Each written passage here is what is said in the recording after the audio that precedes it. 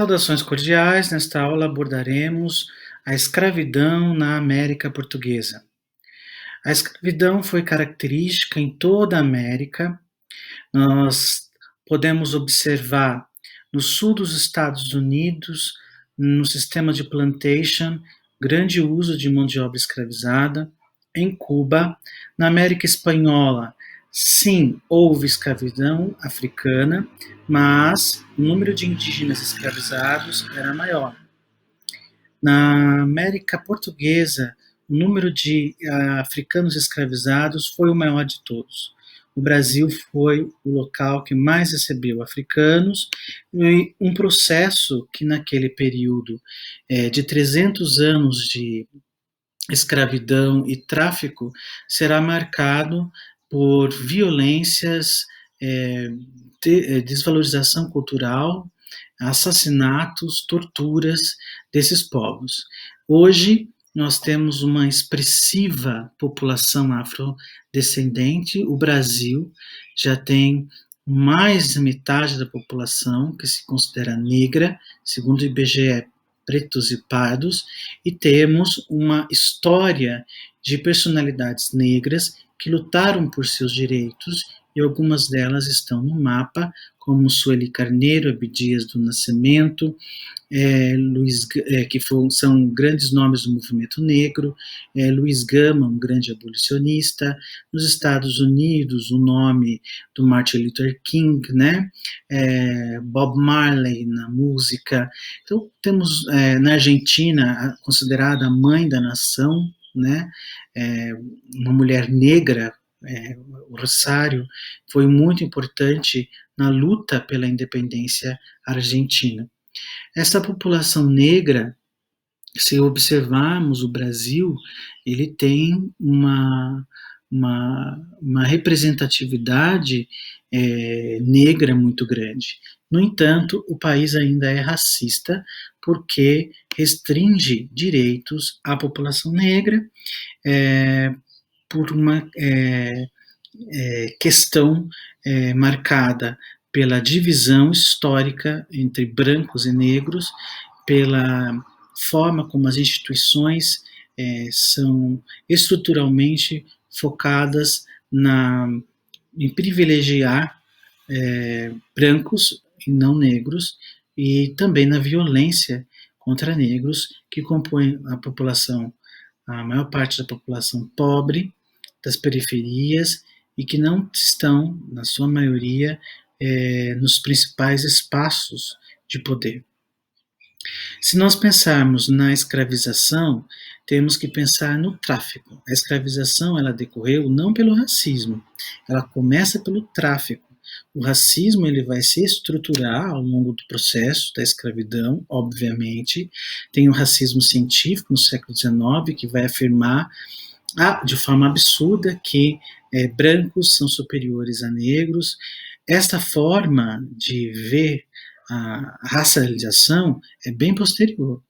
Inicialmente, a gente tem que pensar na escravidão como um elemento das sociedades na história, desde o mundo antigo. E a escravidão no mundo moderno de africanos deve-se a um negócio que os portugueses vão estruturar de relações entre África, Brasil e outras áreas do Caribe, de transporte e venda de pessoas que são capturadas. Primeiro, os escravizados na África pertenciam a etnias diferentes. Uma das grandes historiadoras da área de história da África, Leila Leite Fernandes, afirma que o indivíduo, naquele momento específico, séculos XV e XVI, poderia ser escravizado por uma guerra, em conflitos de terras. Os vencedores vendiam os vencidos como escravizados. Por fome, famílias inteiras ofereciam a si mesmas como escravizados em troca de alimentos. Como punição judicial, em algumas sociedades tradicionais africanas, quem é considerado criminoso é escravizado, e penhora humana, que o indivíduo era escravizado por uma garantia de pagamento. Isto era elemento comum dentre grupos, né, entre sociedades africanas. como também existiu entre sociedades da Europa e da Ásia ao longo do tempo.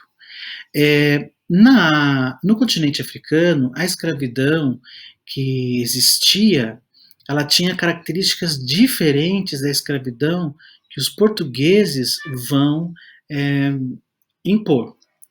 Quais são essas diferenças?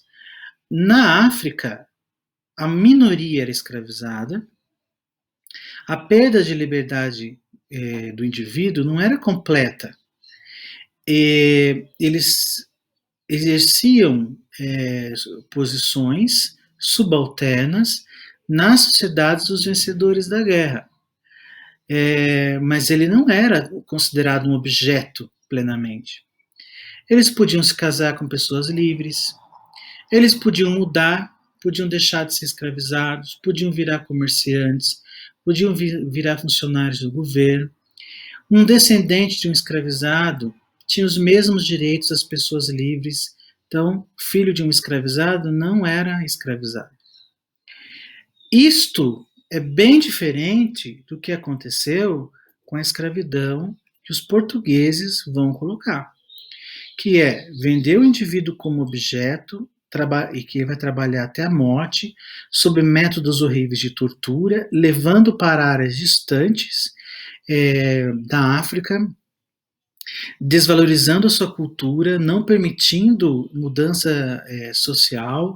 Então, é uma forma de escravização violenta como nunca antes vista, e ela é sistemática e ela engloba vários lugares. Ela vai reunir nessa venda de escravizados várias regiões do Atlântico, a ponto de a gente hoje já a expressão Atlântico Negro, do pesquisador Paul Lovejoy, para destacar essa grande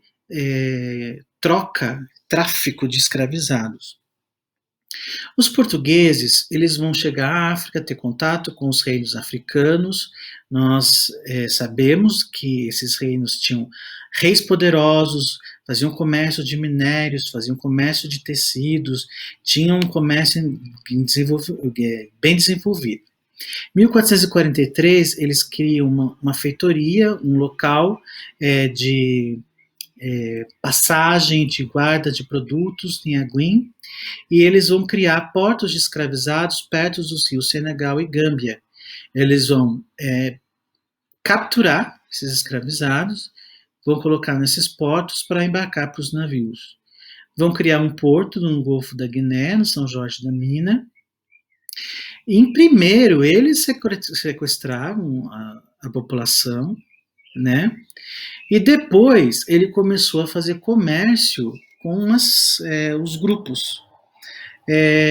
Observando o modelo de escravidão, eles vão se aproveitar e vão estimular brigas entre tribos para que os vencedores trouxessem os derrotados como escravizados.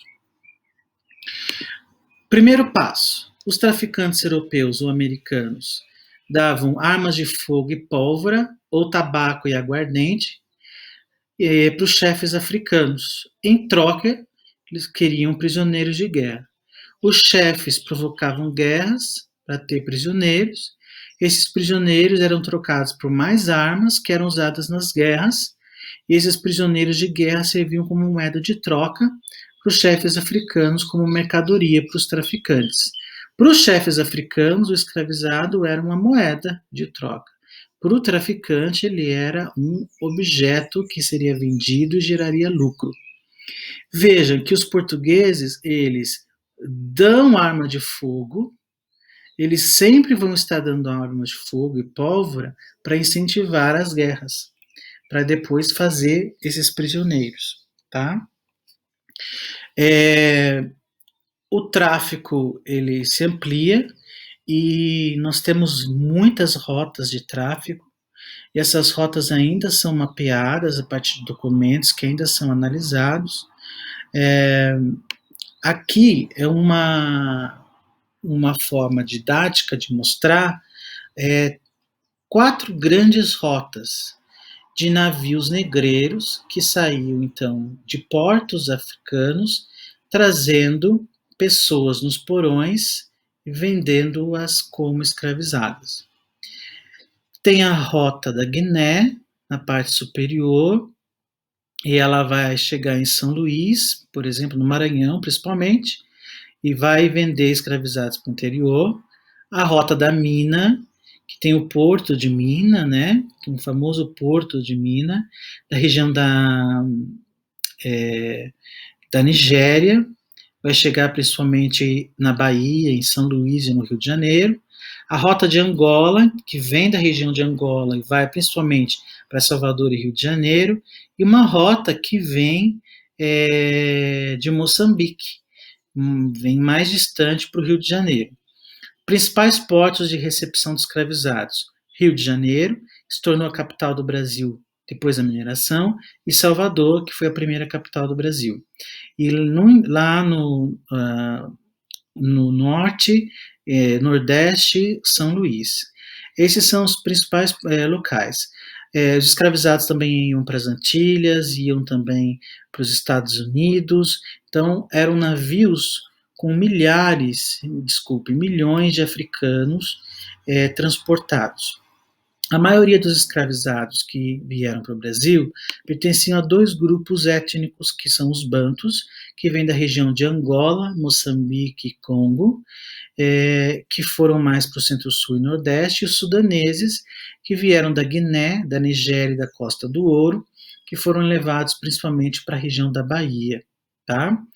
Cada um desses grupos é formado por outras etnias, cada etnia com uma língua diferente, com uma religião diferente. Então, esses escravizados, muitos, quando chegavam, por exemplo, na senzala, pertenciam a grupos inimigos na África, não conheciam a língua um do outro, tinham religiões diferentes, não eram homogêneos. A África é um continente muito diverso, muito grande.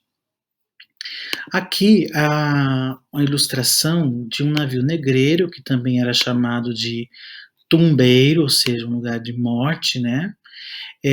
O tempo da viagem era de 45 dias, da Costa da Mina até o Rio de Janeiro, 33 a 40 dias a partir do Congo ou Angola, e 75 dias a partir de Moçambique.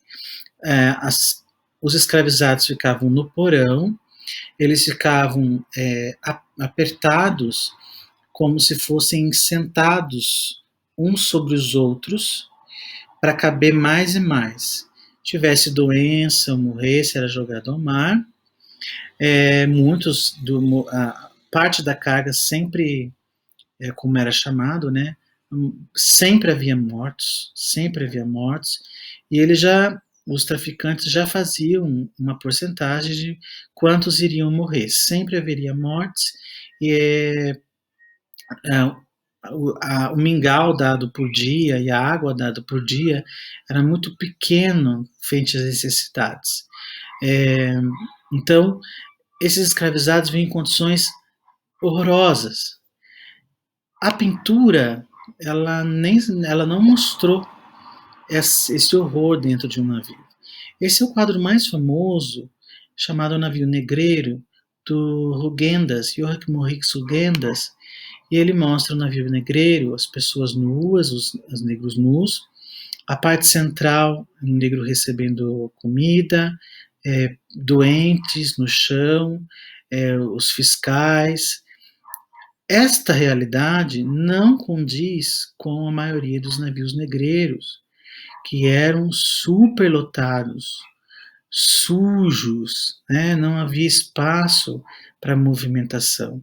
Então, uma idealização do navio negreiro que não condiz com a realidade. É bom lembrar o trecho de Navio Negreiro de Castro Alves, em que ele afirma, né? Senhor Deus dos desgraçados, direi vós, Senhor Deus, se é loucura, se é verdade, tanto horror perante os céus. Ó mar, por que não apagas com a esponja de tuas vagas, de teu manto este borrão, astros, noites, tempestades, rolai das imensidades, varrei os mares tufão. É um texto muito importante que denuncia os horrores da escravidão de um poeta que tratou como ninguém o tráfico e a escravidão.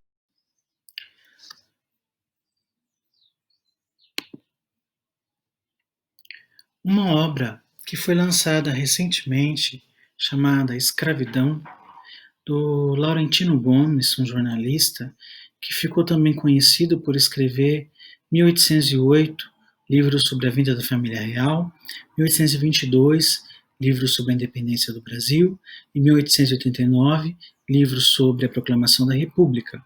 E o Laurentino Gomes ele fez várias viagens à África, viagens a vários artigos, e ele está lançando em partes tudo o que ele pesquisou sobre a escravidão. Na primeira parte, ele aborda o tráfico, a chegada dos escravizados e a luta desses escravizados em quilombos. O livro recebeu o prêmio Jabuti 2020, que é o prêmio máximo da literatura nacional. Neste livro, o Laurentino Gomes ele traz um resumo do que outros historiadores apontaram sobre a escravidão e o tráfico, como Luiz Felipe de Alencastro, que trabalhou com a ideia de que o tráfico ele envolve várias regiões do Atlântico e não existe somente a relação colônia-metrópole, existe uma relação de múltiplas regiões. Claro que o pacto colonial, a metrópole tem o controle, mas existe múltiplas regiões e a escravidão e o tráfico vai fazer várias áreas da África se unirem em comércio a regiões do Brasil. E o Laurentino Gomes também vai fazer referências ao Paulo Verjoy, que aborda a ideia de Atlântico Negro, das relações pelo Atlântico, do tráfico, Marina de Mello e Souza, que estuda a cultura afro-brasileira, de como essa cultura está relacionada às etnias africanas, Leila Lopes Fernandes, que faz uma análise da história da África nesse processo de escravidão a partir dos interesses comerciais europeus. Bom, no livro Escravidão, ele traz dados que a Unesco tem reunido também num projeto de rotas da escravidão, que busca em saber, em números, quantos escravizados chegaram ao Brasil. E ele traz os números mais atualizados das pesquisas. E eu vou mostrar um trecho do livro em que se mostra, em que se aborda quantos escravizados vieram para a América. Hoje, sabe-se com relativa precisão que 12.521.337 seres humanos embarcaram para a travessia do Atlântico em cerca de 36 mil viagens de navios negreiros entre 1500 e 1867. Dessas, 10.702.657 chegaram vivos à América. Os mortos seriam 1.818.680. Duas regiões do continente africano estão entre as mais afetadas pelo tráfico. A primeira foi a África Ocidental, também conhecida como Costa da Mina, entre Gana e Nigéria. A segunda, a África Central, que se estende do Gabão até o sul de Angola. Juntas, essas duas áreas responderam por quase 80% do total do comércio de cativos no Atlântico. O Brasil sozinho recebeu 4,9 milhões de cativos, o equivalente a 47% do total desembarcado em todo o continente americano entre 1500 e 1850. Então, quase 50% desses africanos, 5 milhões, vieram para o Brasil. E vocês viram aí que quase 2 milhões de corpos mortos, isso com base no que foi registrado. Sabemos que a maioria não se registrava, Havia registros de navios de quantos saíram, quantos chegaram. Nos leilões também. Este daqui é uma pintura do Jean-Baptiste Debré, do mercado da Rua do Valongo, no Rio de Janeiro, em que ele mostra os escravizados bem magros, uma criança bem magra, e um senhor apontando para a criança, provavelmente vai comprá-la. Essa pintura do pintor francês Debré mostra a situação dos escravizados, mas ela ainda é uma forma romântica, porque a situação era em praça pública, algemados, esquálidos mesmo, como mostra a pintura. E o mercado da Rua do Valongo, hoje, é um centro cultural.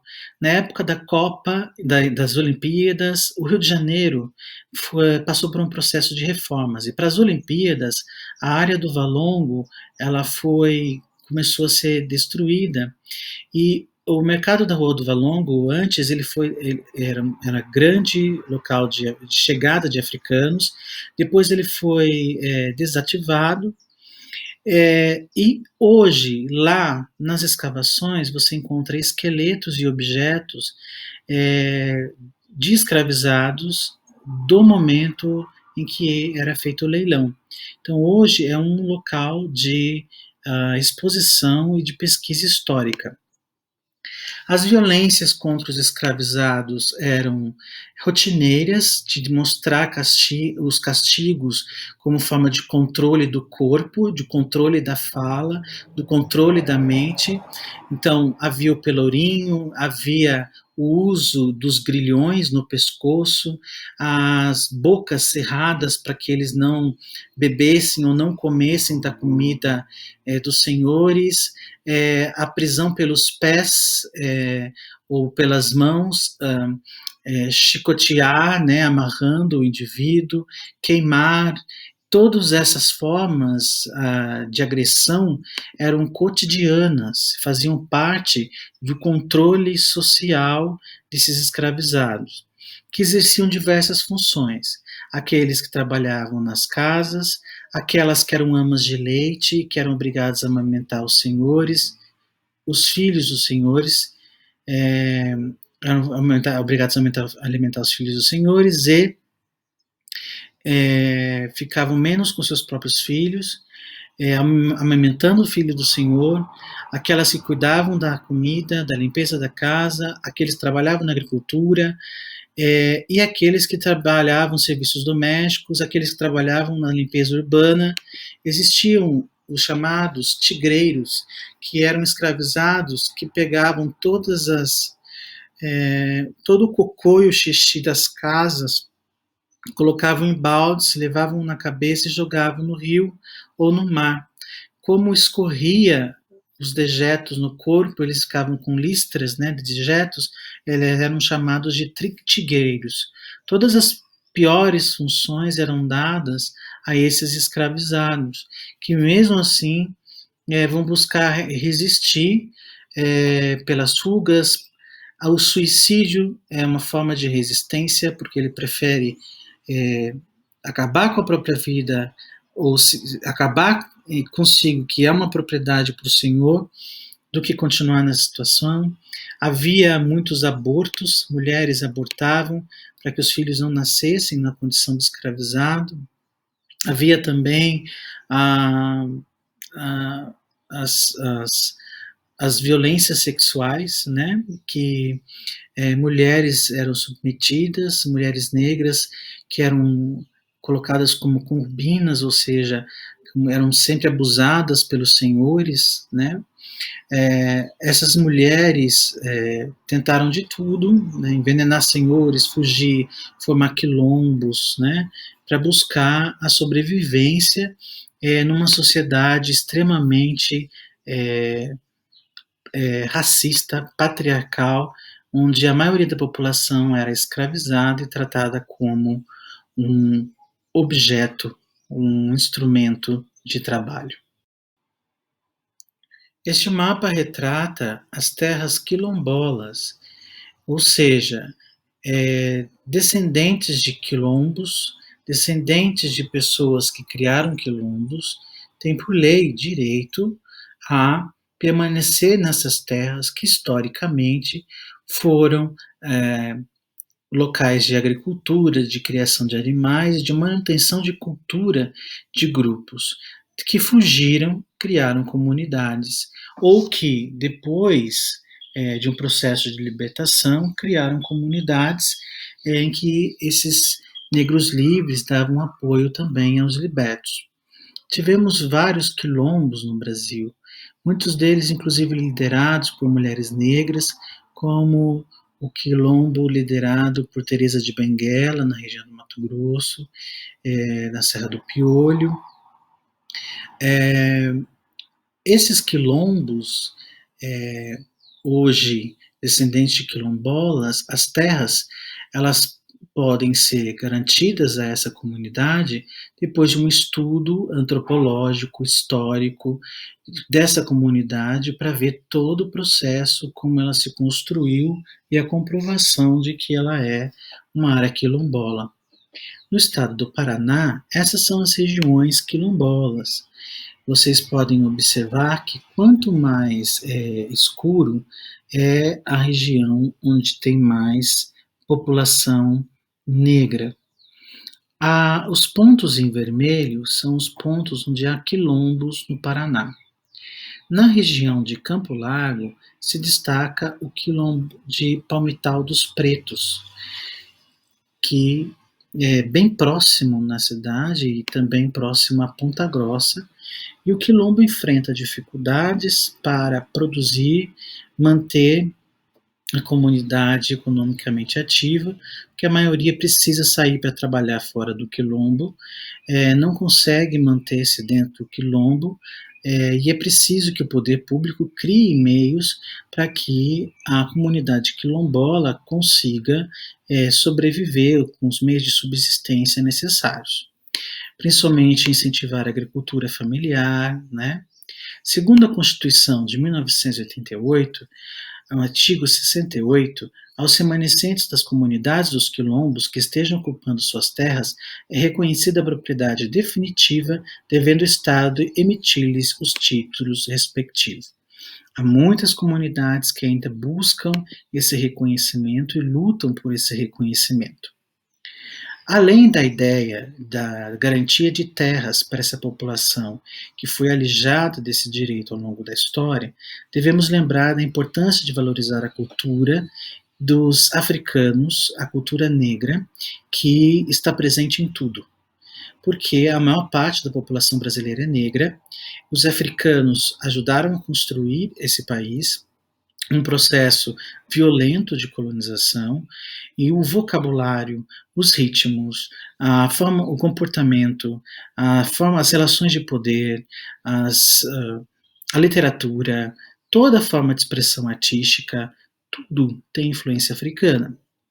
Por isso, foi criada a 10.639, a Lei 10.639, de 9 de janeiro de 2003, que garante a valorização da cultura afro-brasileira nos estabelecimentos do ensino fundamental e médio, oficiais e particulares, torna-se obrigatório o ensino de subhistória e cultura afro-brasileira. Deve-se ensinar a história da África, dos africanos, a luta dos negros no Brasil, a cultura negra brasileira, o negro na formação da sociedade nacional, resgatando a contribuição do povo negro nas áreas social, econômica, política pertinentes à história do Brasil. Os conteúdos referentes à história da cultura brasileira serão ministrados no âmbito de todo o currículo escolar. Veja, a lei depois ela vai ser alterada com a Lei 11.645, que também inclui a Lei de Ensino da Cultura Indígena, que muda a Lei de Diretrizes e Bases da Educação, se torna obrigatório esse ensino nas escolas para combater o racismo, para ampliar a compreensão do Brasil.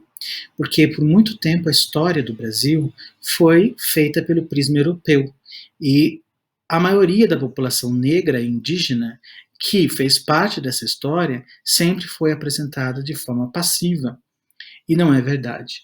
Por isso, a necessidade de mostrar a história do povo negro e mostrar a história da população indígena para compreender de fato o Brasil e superar estereótipos negativos e combater o racismo. Lembrando que a Lei Áurea de 13 de maio de 88, ela foi a libertação dos escravizados sem planejamento de inserção social. Quando eles foram libertos, não tinha escola, saúde, não tinha trabalho, o racismo impedia contrato, muitos continuaram nas fazendas, não conseguiam emprego, não tiveram qualquer apoio do Estado. Então, essa lei que aboliu a escravidão, ela não foi acompanhada de uma política pública. As moradias nas áreas periféricas, as desigualdades sociais, estão atreladas ao racismo e atreladas à história de escravidão e exploração do povo negro no Brasil. Então, precisamos entender. Alguns livros podem ajudá-lo a entender mais, e aí depende da sua leitura e da sua capacidade de buscar entender mais e ler mais. Então, algumas sugestões. O que você sabe sobre a África é um livro curto que faz um resumo sobre a importância da história da África, da cultura afro-brasileira.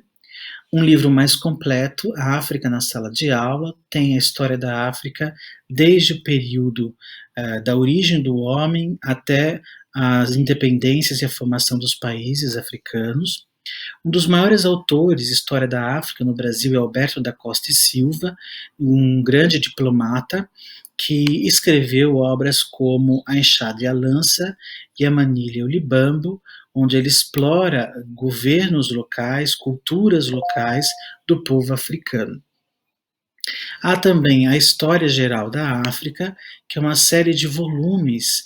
Vocês podem observar que são volumes densos e eles tratam de vários períodos da história da África e foram feitos pela ONU e pela Unesco. A Unesco, na verdade, é ligada à ONU, que não havia publicações sobre história da África. Então, a Unesco chamou os principais especialistas do mundo que trouxeram trabalhos sobre história da África, e essa obra foi traduzida e hoje está disponível na internet para baixar e nas todas as bibliotecas, porque ela se tornou base de uma retomada da história da África. Hoje é obrigatório ter história da África no ensino básico, também é obrigatório que professores de história tenham história da África na universidade. Outros livros interessantes, Diáspora Negra no Brasil, a questão da diáspora, da migração forçada dos africanos, e a história da cultura afro-brasileira, que precisa ser entendida para além da capoeira e da feijoada. E a história da cultura afro-brasileira é mais do que capoeira, feijoada e samba e caipirinha. É preciso entender a cultura afro-brasileira como uma forma de resistência. Os ritmos, os sons, as festas populares, como as congadas, os maracatus. É preciso entender a história da cultura afro-brasileira também pelos líderes, pelas formas como se organizou as sociedades e assim por diante. Uma das biografias mais interessantes para leitura é a biografia de Muhammad Gabo Bakwaqa. Bakwaqa, ele não tem biografia, escravizado que deixou escrito como foi a sua vida de escravizado. A maioria dos escravizados era analfabeto. E existe um escravizado que deixou uma obra, que é o Bakwaqa, que ele veio escravizado para o Brasil, ele conseguiu fugir num navio, foi parar nos Estados Unidos, onde foi ajudado, aprendeu inglês e se tornou membro de uma associação religiosa, e o Bakwaqa escreveu numa parte da biografia dele, quando ele aprendeu a escrever nos Estados Unidos, como foi a vida dele aqui no Brasil. E ele descreve que ele foi escravizado de um padeiro, que ele tentou inicialmente estabelecer relações amistosas, mas ele só apanhava, as dificuldades enfrentadas por um escravizado aqui na região da América Portuguesa. Hoje, o movimento negro ele teve muitas conquistas. O movimento negro é todo grupo, todo um conjunto de pessoas que luta pelos direitos do povo negro. O movimento negro no Brasil tem atuação desde a década de 30 do século XX, com a criação da Frente Negra Brasileira, depois na época da ditadura civil-militar, pela democratização, a busca pelo direito do povo negro, dos direitos, por exemplo, a ter emprego, moradia, educação, combate ao racismo, fim da impunidade. Então, a luta do movimento negro, ela avança a partir da democratização. A Constituição que estabelece que todos são iguais, o crime de racismo, a instituição do estudo da história da África, da cultura afro-brasileira, tudo isso é uma conquista do movimento negro. E o movimento negro também foi especializando formas de ver a população negra. E um espaço especial foi buscado pelas mulheres negras, que sofrem uma dupla opressão, a de ser mulher numa sociedade patriarcal, machista e negra. Então, a Angela Davis, que é uma estadunidense, ela é referência no estudo de mulheres negras que ela escreveu vários livros, mas o mais interessante, mais famoso é Mulheres, Raça e Classe, em que ela especifica que mulheres pobres, negras, elas vão sofrer mais na sociedade sobre o racismo, a pobreza, de cuidar dos filhos, de buscar o trabalho, de ter dupla jornada, de também ser vítima de abuso sexual. Então, o movimento de mulheres negras também cresce e surge o feminismo negro, que é atrelado ao movimento feminista, que é a luta por direitos das mulheres que não têm, os direitos que as mulheres não têm, então é a luta por esses direitos e não sobrepor-se ao homem. O feminismo luta pelos direitos que as mulheres não têm, que deveriam ter, e não por ser, para ser mais que o homem. O movimento feminista negro, ele luta para que as mulheres negras não sejam vítimas dessas formas de violência sexual, do machismo, do patriarcalismo, porque as mulheres negras estão entre as maiores vítimas, inclusive de feminicídio, né? No Brasil, o grande nome do movimento feminista negro foi Lélia Gonzalez. Lélia Gonzalez, ela abordou a importância de falar de um feminismo negro latino-americano, de valorizar a língua de origem africana, que ela chama de português, de enfrentar a sociedade patriarcal, né, e também buscar uma união dos grupos em defesa das mulheres negras e pobres.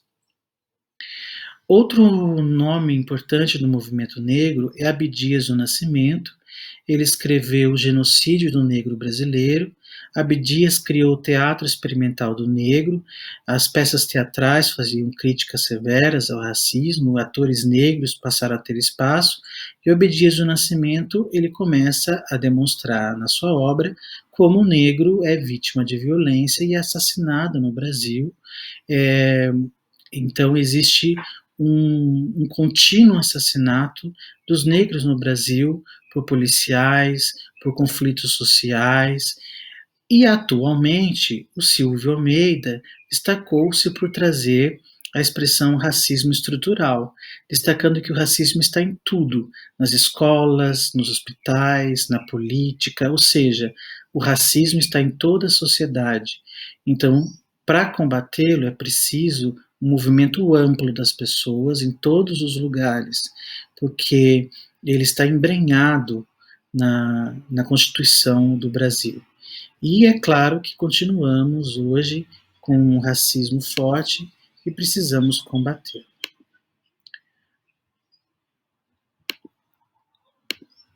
Muito obrigado e até a próxima.